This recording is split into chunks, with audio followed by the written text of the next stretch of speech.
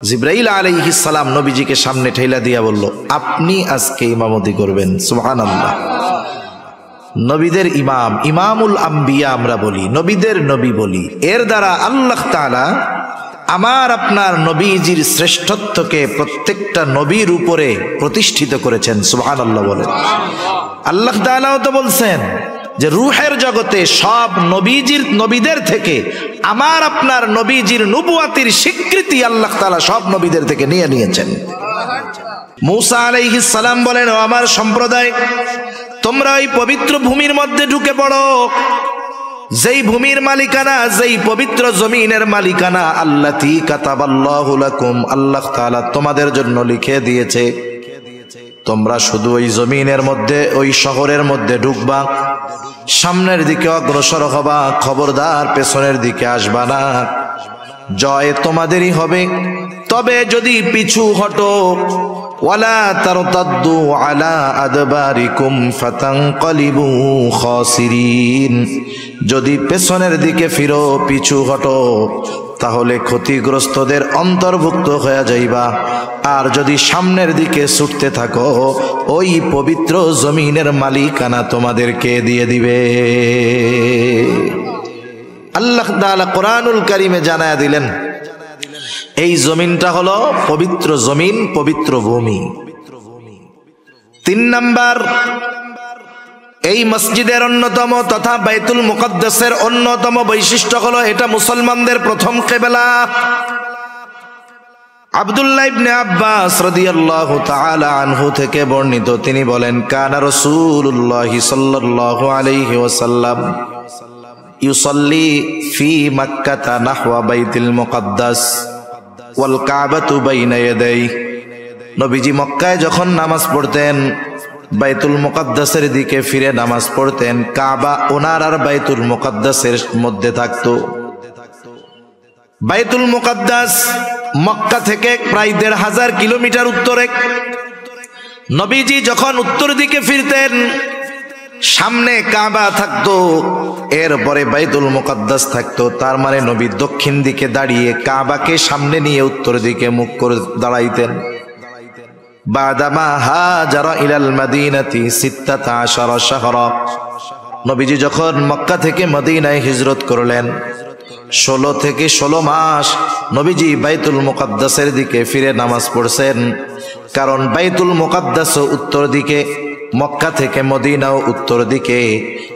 নবীজি মক্কায় থেকে যখন বাইতুল মুকদ্দাসের দিকে ফিরতেন, কাবাকে সামনে রাখতে পারতেন, কিন্তু মদিনা থেকে যখন বাইতুল মুকদ্দাসের দিকে ফিরে নামাজ পড়লেন, ওই সময় কাবা সামনে নয় বরং পেছনে পড়ে গেল।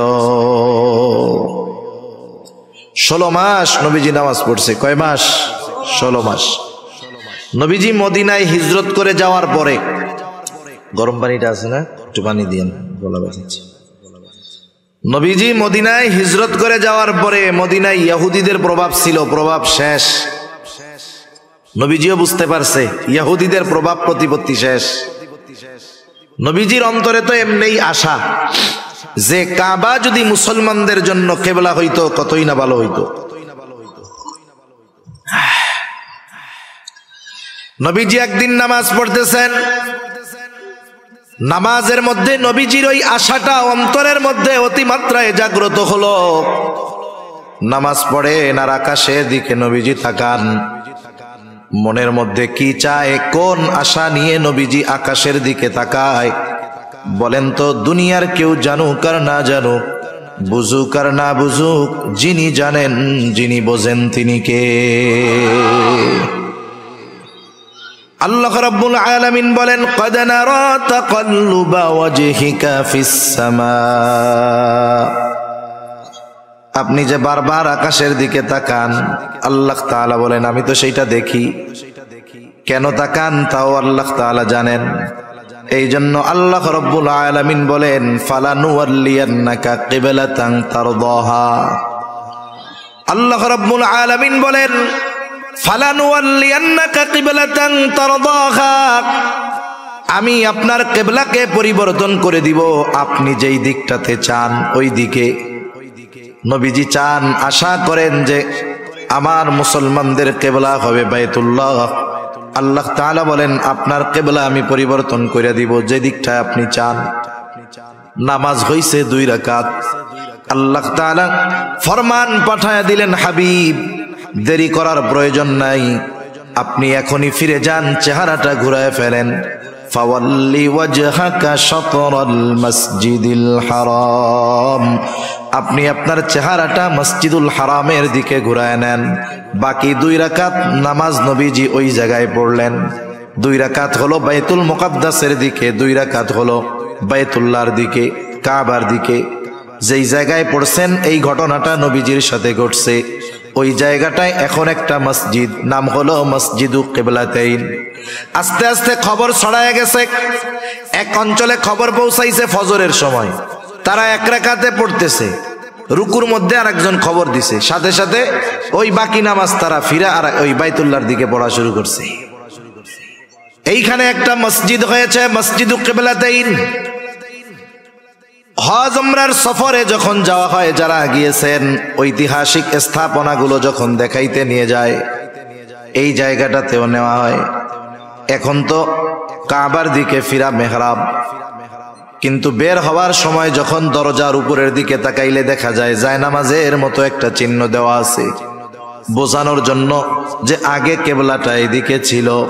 তাহলে এই বাইতুল মুকাদ্দাস মসজিদুল আকসা এর সাথে আমার আপনার নবীজির কমপক্ষে 16 মাসের ইবাদতের সম্পর্ক রয়েছে।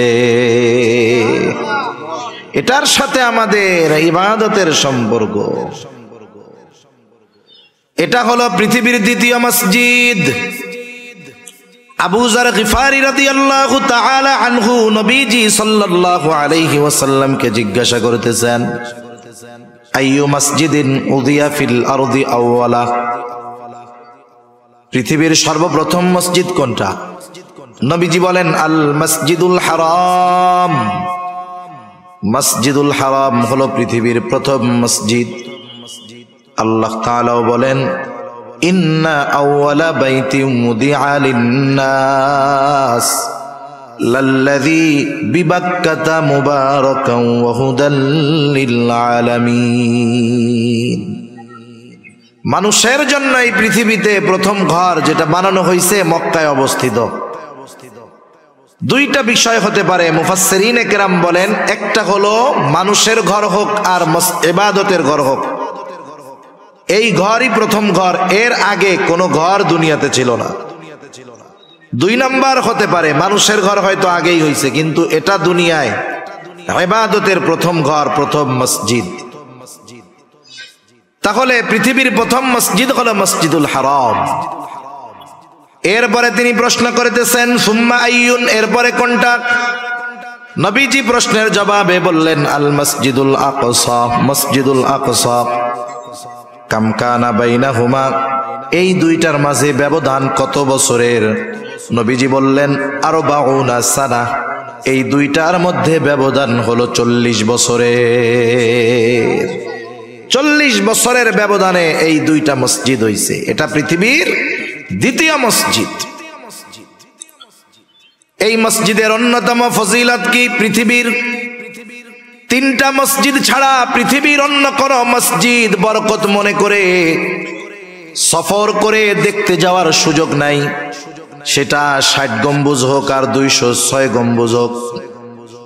আপনাদের বরিশালে একটা মসজিদ আছে, ওইটা হোক, যেটা হয় হোক, ফজিলত মনে করে এই 3 মসজিদ ছাড়া পৃথিবীর অন্য কোন মসজিদে যাওয়ার বৈধতা নাই।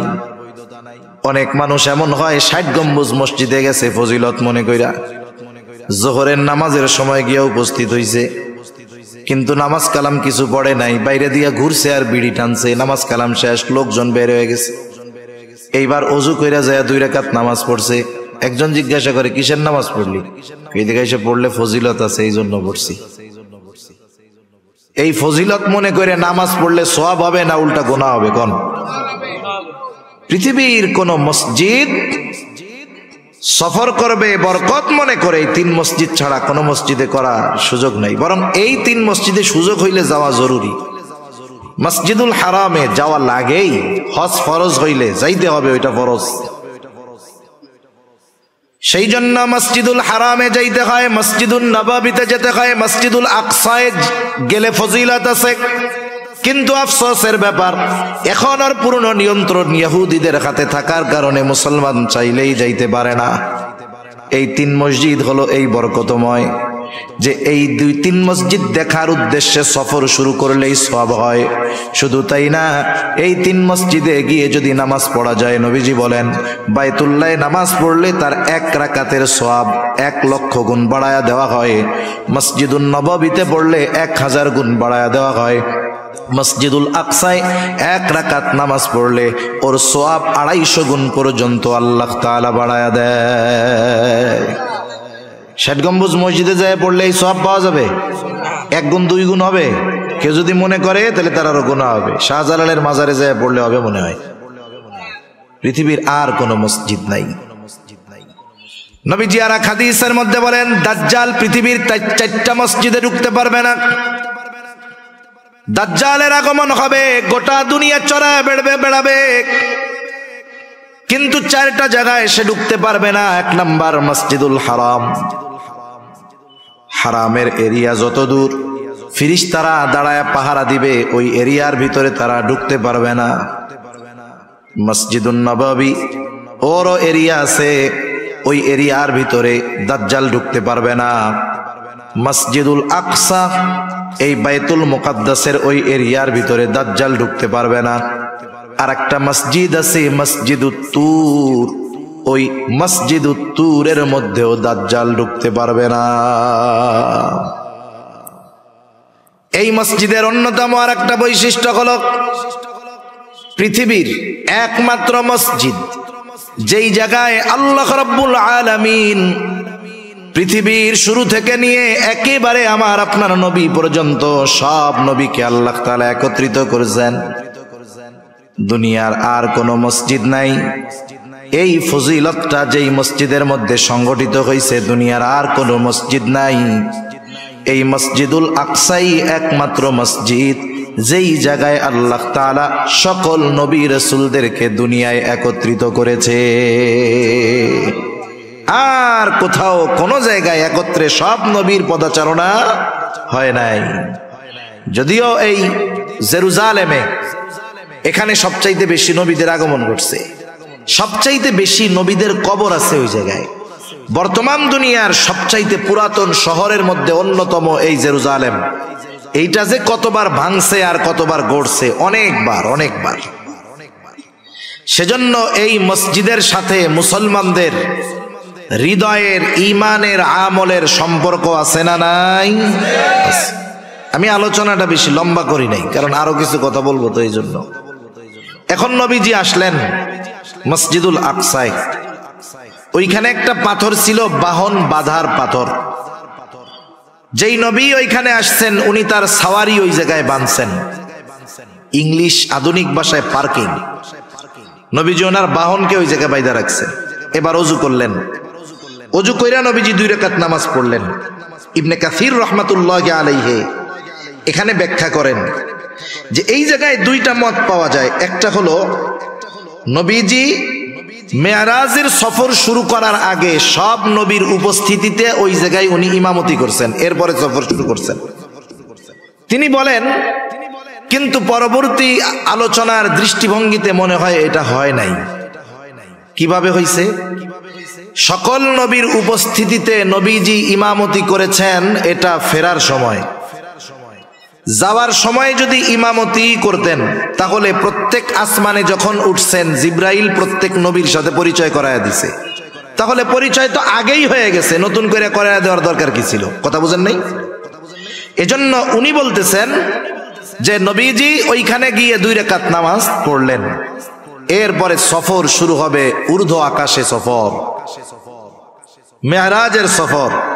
মেরাজ অর্থ সিঁড়ি। এখানে বিশেষ সিঁড়ির মাধ্যমে আল্লাহ তাআলা আমার আপনার নবীজিকে জিবরাইল আলাইহিস সালামের সাথে সফর শুরু করাইছেন। রাসূলুল্লাহ সাল্লাল্লাহু আলাইহি ওয়াসাল্লামকে নিয়ে জিবরাইল আলাইহিস সালাতু ওয়াস সালাম সফর শুরু করে দিলেন।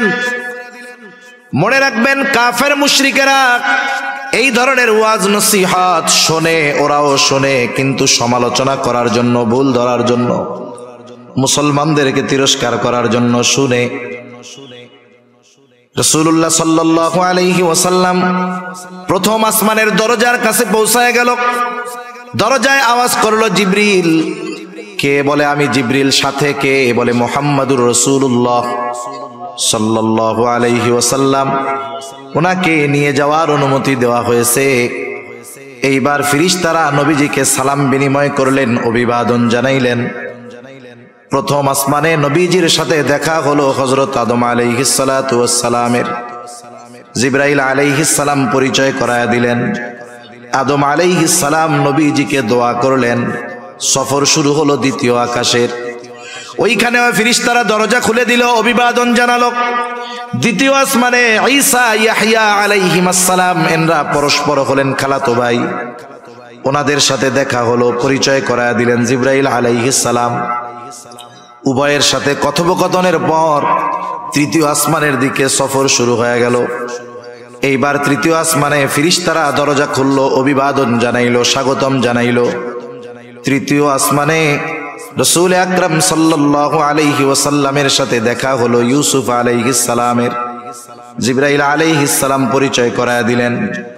নবীজি দুনিয়ায় আয়েশা ইউসুফ আলাইহিস সালামের সৌন্দর্যের বর্ণনাও করেছেন। এইবার শুরু হয়ে গেল চতুর্থ আসমানের সফর। চতুর্থ আসমানের দরজা খুলে দেওয়া হলো, ফেরেশতারা নবীজিকে অভিবাদন জানাইলেন। এরপরে চতুর্থ আসমানে দেখা হয়ে গেল ইদ্রিস আলাইহিস সালামের সাথে। জিবরাইল আলাইহিস সালাম পরিচয় করায়া দিলেন। ইদ্রিস আলাইহিস সালাম অন্যান্য নবীদের মতো দোয়া করলেন। সফর শুরু হয়ে গেল পঞ্চম আসমানের।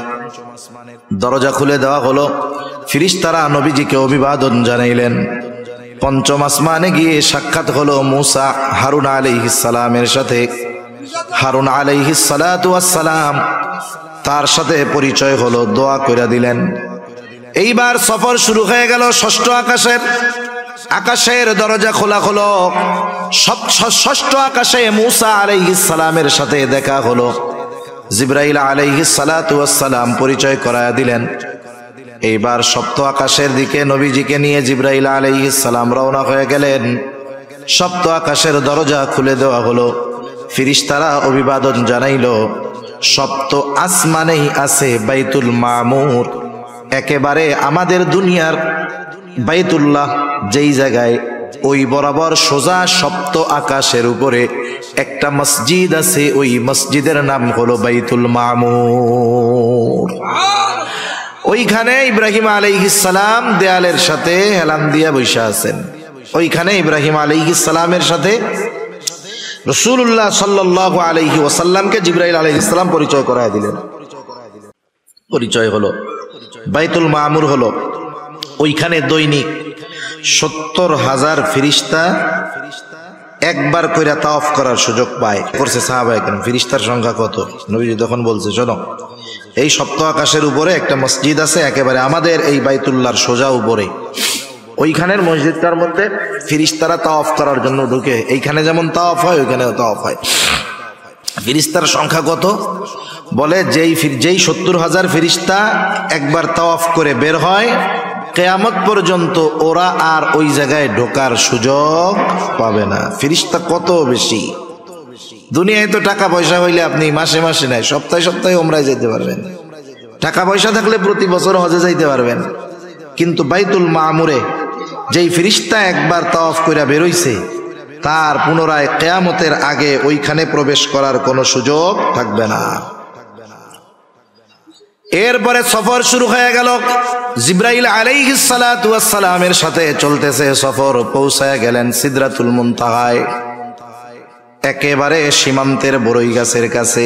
তার মানে এরপরে আর কারো যাওয়ার অনুমতি নাই।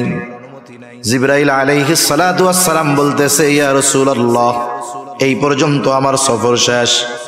ওই জায়গায় জিবরাইল আলাইহিস সালাতু ওয়াস সালামকে তার মূল চেহারায় নবীজি দ্বিতীয়বার দেখছে। প্রথমবার দেখছে দুনিয়ায়, দ্বিতীয়বার দেখা সেরকম ভয় পায় নাই। আগে যদি না দেখতো, প্রথমবার যদি দেখতো ভয় পাওয়া যাইত। নবীজি বলেন তার ৬০০ ডানা আছে। কয়শো ডানা? ৬০০ ডানা। বলতেছি, ইয়া রাসূলুল্লাহ, এই যে আমার সফর শেষ, আমি আর আপনার সাথে যাইতে পারবো না। ওইখান থেকে বিশেষ ব্যবস্থাপনায় আল্লাহ তাআলা আমার আপনার নবীজিকে নিয়ে গেছেন একেবারে ওনার কাছে। কত কাছে? বলে ফাকানা কাবা কাউসাইনি আও আদনা, এক ধনুক পরিমাণ দূরত্ব অথবা তার চাইতে আরো কম, এত নিকটে আমার আপনার নবীজিকে আল্লাহ তাআলা নিয়ে গেছেন। সুবহানাল্লাহ বলেন।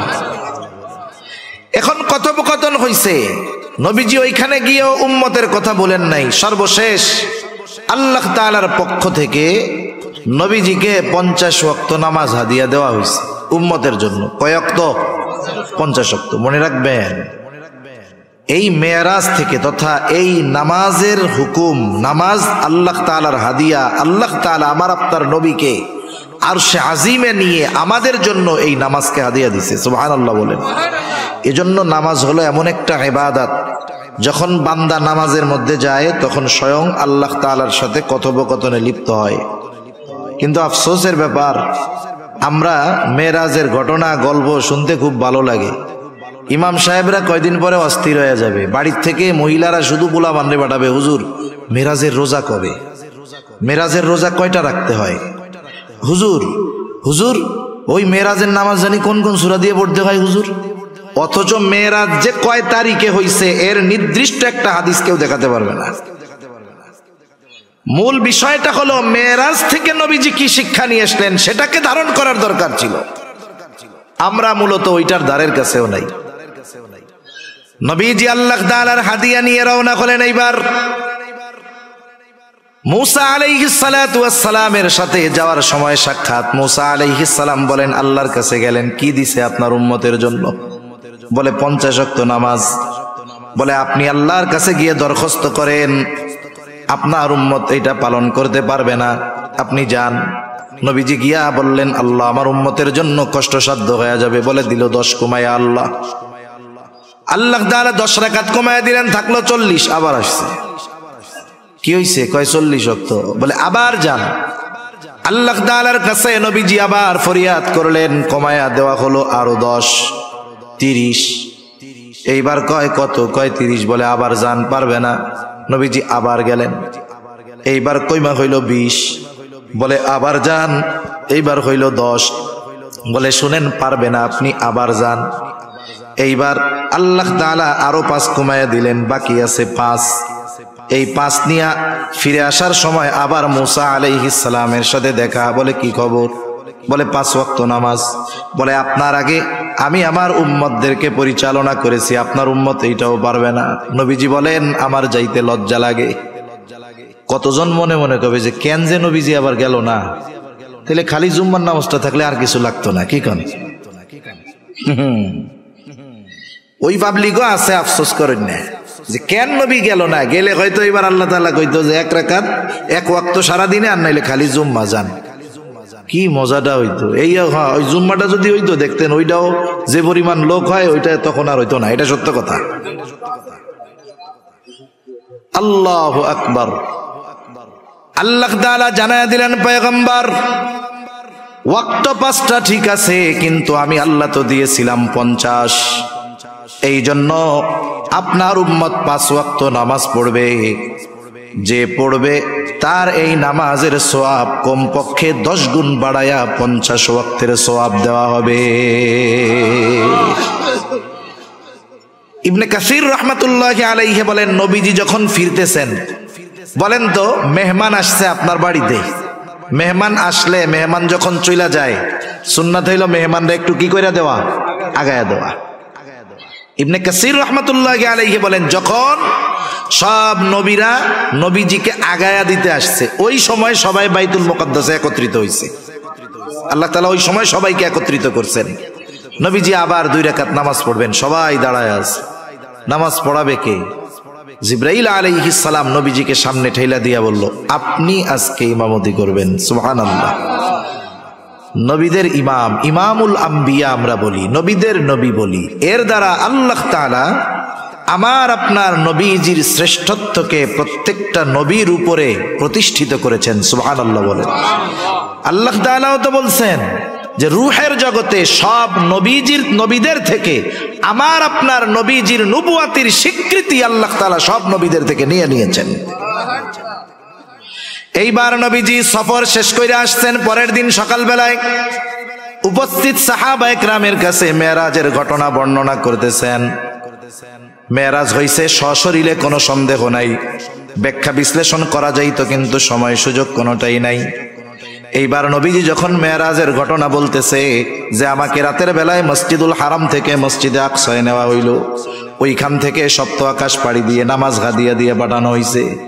এইবার আবু জেহেল কাফের উতবা সাহেবা শুইনা কয় পাইছি, আগের যা হোক মানুষ বিশ্বাস করছে, এটা কেউ করবে না। খুঁজতেছে, আবু বকর তো নাই দেখা যায়। হ্যাঁ, তাইলে এই খবর আগে আবু বকরের কাছে গিয়া বলি যে আবু বকর কারে বিশ্বাস করো, উনি তো এরকম এরকম কথা বলছে। ওরা গিয়া আবু বকর রাদিয়াল্লাহু তাআলা আনহুর কাছে বলছে। আবু বকর রাদিয়াল্লাহু তাআলা আনহু বলেন, এ কথা কি আল্লাহর রাসূল নিজ জবানে বলছে? বলে হ্যাঁ। বলে নবীজি যদি বলে থাকে এটা যে সত্য, কোনো সন্দেহ নাই।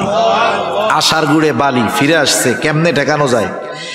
বলেন তো, আমি যদি কেউরে জিজ্ঞাসা করি যাদের 2-3 তালা মসজিদ আছে, অনেক মুসল্লি 5 ওয়াক্ত নামাজ পড়ে, তারা যদি জিজ্ঞাসা করা হয় বলেন তো আপনার মসজিদের সিঁড়ি কয়টা, সে বলতে পারবে না। দরজা জানলা কয়টা, বলতে পারবে না। নবীজি বাইতুল মুকাদ্দাসে আগে কোনোদিন যায় নাই, গেছে ওইটুক সময়ের জন্য। এইবার কাফেররা চিন্তা করতেছে কেমনে অবিশ্বাস করানো যায়। বাইতুল মুকাদ্দাস যদি যাইয়াই থাকে, অনেকগুলো পলিসি নিছে, এর মধ্যে একটা পলিসি জিজ্ঞাসা করতেছে, বলো বাইতুল মুকাদ্দাসের দরজা কয়টা, জানালা কয়টা, সিঁড়ি কয়টা? নবীজিকে এই জানালা দরজা সিঁড়ি এটা গুনতে গেছে নাকি? এখন নবীজি যদি না বলতে পারে, কাফেররা তো সুযোগ পেয়ে গেছে যে তাইলে নবী মিথ্যা কথা কইতেছে। জিজ্ঞাসা করেছে যখন, নবীজি চিন্তায় পড়ে গেছেন কি করা যায়। বুখারীর হাদিস। কাফেররা তো চিন্তা করতেছে জবাব তো দিতে পারবে না, যদি যাইয়াও থাকে তাও পারবে না, কারণ কেউ দরজা সিঁড়ি জানালা গুনতে যায় না। নবীজি চিন্তা করে না বললে পারলে তো বিশ্বাস করবে না। এই ঘটনার পরে কিন্তু অনেক ইমানদারের ঈমান নড়বড়ে হয়ে গিয়েছিল। নবীজি বলেন কি হইল? বলে ফাজালাল্লাহু লি বাইতুল মুকাদ্দাস ফাতাফিকতু উখবিরুহুম আন আয়াতিহি ওয়া আনা আনজুরু। যখন আমি চিন্তা করতেছি কি হবে, আল্লাহ তাআলা গোটা বাইতুল মুকাদ্দাস আমার সামনে এনে উপস্থিত করলেন, আর আমি প্রত্যেকটা বিষয় গুনে গুনে কাফেরদের প্রত্যেকটা প্রশ্নের জবাব আমি দিয়ে দিলাম। সেজন্য সম্মানিত শুধু আলোচনা আর নয়, সর্বশেষ বিষয় হলো নবীজি সাল্লাল্লাহু আলাইহি ওয়াসাল্লামের মেরাজের শিক্ষা, মেরাজের হাদিয়া নামাজ। এটা আমাদেরকে যথাযথভাবে নিজের জীবনের সাথে ফিট করতে হবে। 2 নম্বর বিষয়, এই মসজিদুল আকসা বাইতুল মুকাদ্দাস, যেটার সাথে মুসলমানদের ঈমানের সম্পর্ক, আমলের সম্পর্ক, যদি কখনো এমন সুযোগ হয় এই মসজিদের পবিত্রতা রক্ষার্থে জালেমদের বিরুদ্ধে জীবন বাজি রেখে জিহাদ করতে হয়, লড়াই করতে হয়, তাহলে ওই লড়াইয়ে যদি অংশগ্রহণের সুযোগ থাকে, কোন কোন ইমানদার আছেন জীবন বাজি রেখে ওই লড়াইয়ের জন্য তৈয়ার আছেন? নারায়ে তাকবীর, নারায়ে তাকবীর। মাশাআল্লাহ, হাত নামাই। একটা কাজ করবেন, সর্বশেষ কথা, প্রত্যেকের ঘরে একটা বাইতুল্লাহর ছবি, একটা মদিনার ছবি, সবুজ গম্বুজের ছবি, আর একটা মসজিদুল আকসার ছবি রাখবেন। তাহলে কি হবে? ছোট বাচ্চা জিজ্ঞাসা করবে, এই 3টার সংক্ষিপ্ত ইতিহাস জানবেন। জিজ্ঞাসা করবে, আব্বু এটা কি? আপনি বলবেন এটা কাবা, এটা আল্লাহর ঘর, এদিক ফিরে আমরা নামাজ পড়ি, এটা পৃথিবীর প্রথম ঘর, এই ঘরের মধ্যে নামাজ পড়লে 1 লক্ষ গুণ সওয়াব হয়। এরকম কিছু তথ্য আপনার জানা থাকবে। আপনি যখন বারবার তাকে ওইগুলো রিপিট করবেন, ওই ঘরের প্রতি মহব্বত তার অন্তরের মধ্যে পয়দা হবে। ঠিক কিনা বলেন? মদিনার ছবি রাখবেন, বলবেন এইটা কি? বলবেন আব্বু এটা হলো মসজিদুন নববী, এই যে সবুজ গম্বুজটা দেখো, এর নিচেই তোমার নবীজির রওজা, ওইখানে নবীজি শুয়ে আছে। তুমি জানো এখান থেকে যদি আমরা সালাম দেই, ফেরেশতারা সালাম পৌঁছায়া দেয়, আর তুমি যদি ওই জায়গায় গিয়ে সালাম দিতে পারো, নবীজি জবাব দিবে। আর যদি তুমি অনেক ভালো মানুষ হতে পারো, তাহলে নবীজি সালামের জবাব দিলে হয়তো তুমি নিজেও শুনতে পারবে। এই যে তার ভিতরে ভালো হওয়ার আগ্রহ, উদ্দীপনা তৈরি করে দিবেন। সাথে সাথে মসজিদুল আকসা, এর সংক্ষিপ্ত ইতিহাস জেনে রাখবেন। জিজ্ঞাসা করলে বলবেন আব্বু এটা আমাদের প্রথম কেবলা, এদিকে ফিরে আমরা আগে নামাজ পড়তাম, এরপরে ওইটাতে ফিরি, এটার মধ্যে গেলে এই সওয়াব আছে, এখান থেকেই নবীজি মেরাজ করেছেন। এই যে আপনি যখন ও দেখবে বারবার, ওগুলোর প্রতি মহব্বত ভালোবাসা জাগ্রত হবে। রাখা যাবে তো ইনশাআল্লাহ, রাখা যাবে তো ইনশাআল্লাহ। সেজন্য মসজিদুল আকসার মহব্বত আল্লাহ আমাদের অন্তরে ঢেলা দেন, মসজিদুল নববী মসজিদুল হারামের মহব্বত আল্লাহ আমাদের অন্তর দিয়ে ভরপুর করে দেন। সাথে সাথে নবীজির পাঠানো মেরাজের হাদিয়া, এটা যেন আমরা যথাযথভাবে রক্ষা করতে পারি, আল্লাহ তাআলাও আমাদের সেই তৌফিক দান করেন। সকলে বলি আমিন। আসলে আমি আজকে মোটামুটি ওয়াদা রক্ষার্থে আসা, এটা যদি ঢাকা আশেপাশে বা অন্য জায়গায় হয়তো আর একজনে পাঠায় দিয়ে বলতাম আমি আজ যাব না।